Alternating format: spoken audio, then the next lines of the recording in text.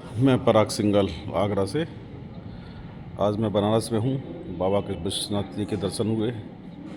3 और 4 मई को हमारी संस्था जो है association of tax parent professional, उसकी 5वीं वार्षिक बैठक और सेमिनार का आयोजन हुआ। स्थान था पावन भूमि अयोध्या जी, श्री राम की जन्मभूमि अयोध्या जी।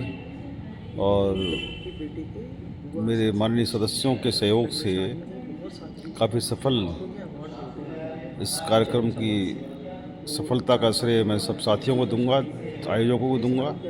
और विशेषकर मैं आभार व्यक्त करना चाहूँगा फैज़ाबाद की जो साकेत बार है, उसके जो प्रमुख हैं ब्रजेश चंद्र मिश्रा जी और उनके साथी लोग, जिसमें शैलेश प्रकाश जी हैं, नरेश शर्मा हैं, प्रशांत यादव हैं, रवि बौर्या हैं। पूरे नाम तो मुझे याद नहीं, लेकिन प्रत्येक व्यक्ति का मैं राम प्रकाश प्रजापति जी हैं। इनका काफ़ी सक्रिय भूमिका रही सफलता में। इस दौरान एक लखनऊ के वरिष्ठ पत्रकार पवन कुमार श्रीवास्तव भी मुझसे मिले और मेरी विचार जानने के लिए उन्होंने एक रिकॉर्डिंग भी करी, जिसको मैंने पब्लिश भी किया है पहले। उन्होंने बहुत अच्छा प्रश्न किया था कि जीएसटी और राम से क्या संबंध है, क्या आप संबंध मानते हो राम का और जीएसटी संबंध? मैं इस प्रश्न के अंदर उलझ गया था कि राम से जीएसटी का संबंध क्या हो सकता है, लेकिन प्रभु राम की प्रेरणा से और कृपा से इसका उत्तर मैं ढूंढने में कहीं हद तक सफल हुआ हूँ। मैं कह सकता हूँ कि प्रभु राम हमारी आस्था है और जीएसटी हमारी अर्थव्यवस्था है। और आस्था ने भारत की अर्थव्यवस्था को मजबूत किया है, मजबूती की ओर ले जा रही है और मजबूती को इस गहराई से ले जा रही है जिसको आज हम महसूस करना, अनुभव करना प्रारंभ कर दिया है आम जनता ने। लेकिन आगे आने वाले सालों में जैसा आकलन किया जा रहा है विशेष एजेंसीज द्वारा कि भारत की अर्थव्यवस्था 2031 तक 5वीं अर्थव्यवस्था के अंदर दूसरे स्थान पर आ सकती है।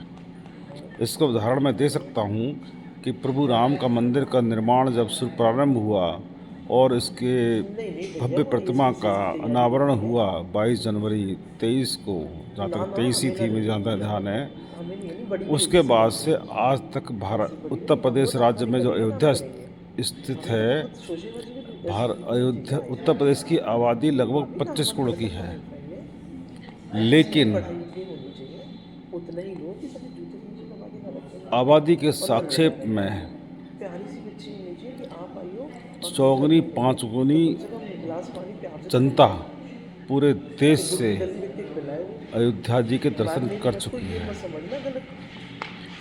एक दूसरा उदाहरण है आस्था और अर्थव्यवस्था का कि अभी फ़िलहाल कुछ महीने पहले प्रयागराज में महाकुंभ 25 का आयोजन हुआ था।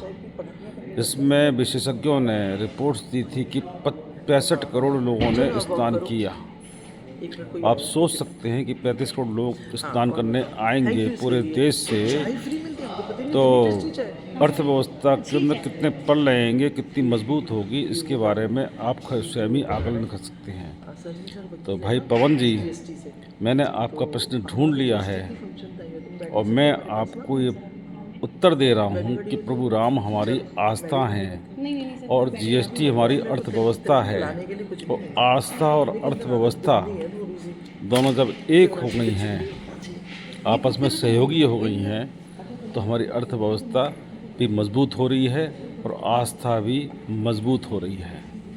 नमस्कार, प्रभु राम की जय। आप सबको पुनः बधाई, धन्यवाद।